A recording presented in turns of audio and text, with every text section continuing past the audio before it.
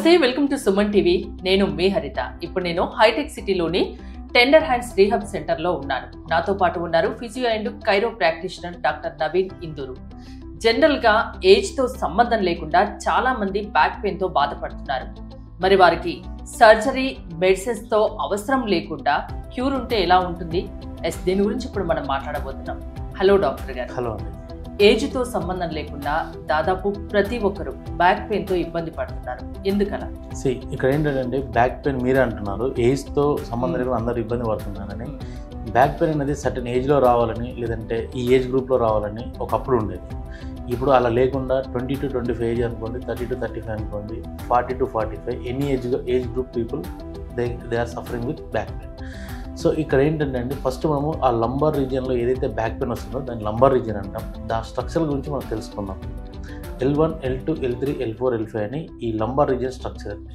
ఈ స్ట్రక్చర్లో ఎక్కడ పెయిన్ వచ్చినా, ఐదర్ పారాస్పైనల్ మజిల్ ఉంటుంది అక్కడ, ఇటువైపు పెయిన్ వచ్చినా ఇటువైపు పెయిన్ వచ్చినా, లైక్ ఎలా అంటే ఇప్పుడు ఇది ఉంది కదండి, ఇది ఇక్కడ నుండి కింది వరకు మనం దీన్ని లంబార్ రీజియన్ అంటాం. ఈ పక్కన ఉండేది ఏదైతే ఉంటుందో ఇదంతా మనకు మజిల్ స్ట్రక్చర్ ఉంటుంది కదా, దాన్ని పారాస్పైనల్ మజిల్ అంటాం.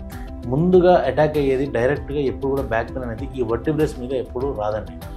ఇక్కడ ఏంటంటే ఫస్ట్ మజిల్ అనేది ఏదైతే స్ట్రెయిన్ గ్రోత్ ఉందో, స్ట్రెంత్ లాస్ అవుతుందో, మజిల్ వీక్గా అయిపోతుందో, అలా అయినప్పుడే ముందుగా బ్యాక్ పెయిన్ అనేది ముందు మనలో చిన్నగా స్టార్ట్ అవుతుంది.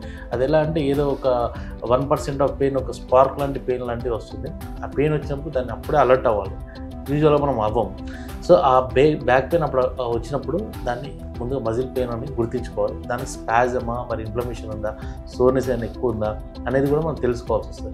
ఇన్ కేస్ అప్పటికి మీరు ఇంట్లో ఏమైనా స్మాల్ రెమెడీస్ ఏమైనా ఉంటుంది కదా, లైక్ బామ్స్ పెట్టుకోవడము, లేదంటే ట్యాబ్లెట్స్ వాడటము, ఇటువంటివి ఉంటాయి.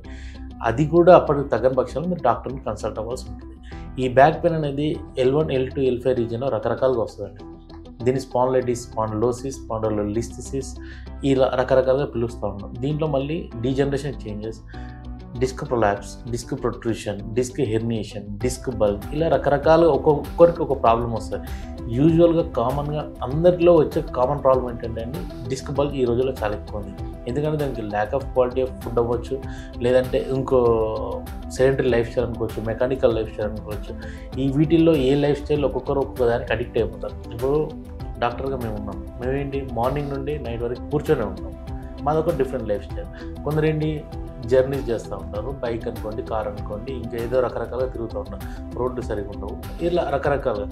వాళ్ళకి ఏంటంటే ఆ పొజిషన్లో వాళ్ళు అడిక్ట్ అయిపోతారు కాబట్టి ఏదో ఒక యాంగిల్ ఒకరోజు పెయిన్ రావడం. పర్టికులర్గా ఈ 20-25 ఏజ్ గ్రూప్లోనే, ఈ ఏజ్ గ్రూప్లో పెయిన్ ఎందుకు వస్తుంది అని అంటే దానికో రీజన్ ఉంటుంది. 30 to 35 ఏజ్ గ్రూప్లో ఎందుకు పెయిన్ వస్తుందో దానికో రీజన్ ఉంటుంది. ఈ రీజన్స్ అనేవి డిపెండ్స్ ఆన్ వాళ్ళ ప్రాబ్లమ్స్. అంటే చేసే పనిని బట్టి బ్యాక్ పెయిన్ వచ్చే అవకాశాలు ఎక్కువగా ఉంటాయి, అంతేనా? అవును. అంటే నిజంగా పెయిన్ వచ్చినప్పుడు ఇది కూడా బ్యాక్ పెయిన్ ని చాలా మంది సాధారణ సమస్యగానే చూస్తారు. రెస్ట్ తీసుకుంటేనో, లేకుంటే ఏదైనా పెయిన్ కిల్లర్ వేసుకోనో అలా గడిపేస్తూ ఉంటారు. వచ్చినప్పుడు అలా చేస్తూ ఉంటారు. ఎలాంటి సిమ్టమ్స్ కనిపించినప్పుడు మీలాంటి డాక్టర్ దగ్గరికి రావాలి? సో ఇక్కడ ఫస్ట్ మనం ఏంటంటే అండి, ఎవరికైనా మనం మాట్లాడుకునే దాంట్లో ఎలా ఉంటుందంటే, బ్యాక్ పెయిన్ అనగానే యూజువల్ చిన్న ప్రాబ్లం వచ్చినప్పుడు దాన్ని బ్యాక్ పెయిన్ కింద కన్సిడర్ చేస్తాం. దాంట్లో మనం మజిల్ పెయిన్ వస్తుందా, నిజంగానే మనకు వర్టిబ్రేస్ డిస్క్ ఏదైనా ప్రాబ్లం వస్తుందా అనేటివి మనం ప్రాపర్గా ఎవరికి సెల్ఫ్ అబ్జర్వేషన్లో ఇనిషియల్ స్టేజ్లో అర్థం కాదు. సో దట్ మీరు ఇనిషియల్ స్టేజ్లో వచ్చినప్పుడే డాక్టర్ని కన్సల్ట్ అవుతే దానికి సరైన, అంటే ఇన్ ఫ్యూచర్లో మళ్ళీ దాన్ని రిపీట్ అవ్వకుండా, లేదంటే ప్రాపర్ మెడికేషన్, లేకపోతే ప్రాపర్ థెరపీ ట్రీట్మెంట్ ఇనిషియల్లో తీసుకోవాల్సి వస్తుంది.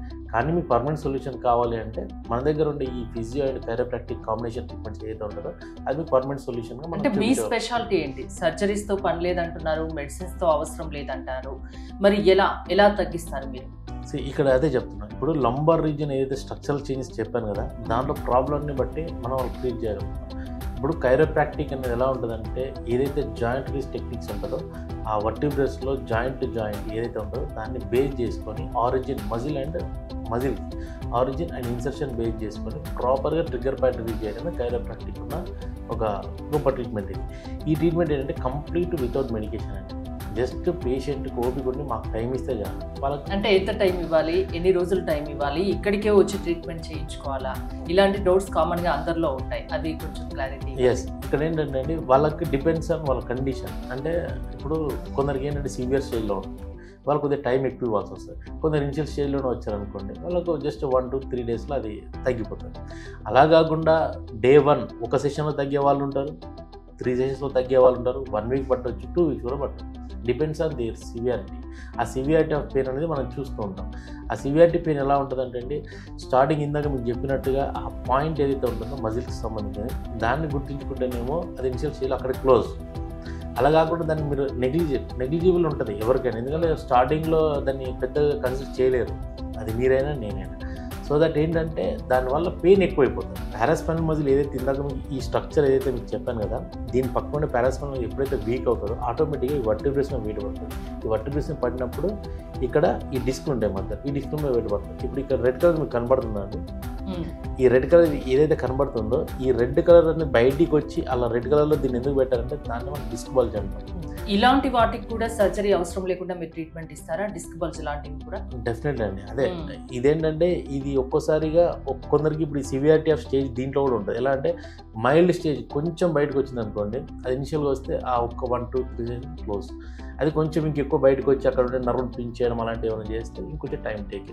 అలా డిపెండ్స్ ఆన్ సివియారిటీని దాన్ని పట్టుకొని మేము బేస్ చేసుకొని దాన్ని బట్టి ట్రీట్మెంట్ ఇస్తాం. ఇట్ ద సేమ్ టైం వాళ్ళకు టైం అంతా మనం అంటే పేషెంట్ని బట్టి వాళ్ళకున్న ప్రాబ్లమ్ను బట్టి టైం డ్యూరేషన్ అనేది ఉంటుంది. అంటే వేరే ప్లేస్ నుండి వేరే రాష్ట్రాల నుంచి కూడా మీ దగ్గరికి వస్తే ఇక్కడే ఉండి ట్రీట్మెంట్ చేయించుకోవడానికి సరైన సదుపాయాలు ఉన్నాయా? బ్రహ్మాండంగా రూములు ఉన్నాయండి.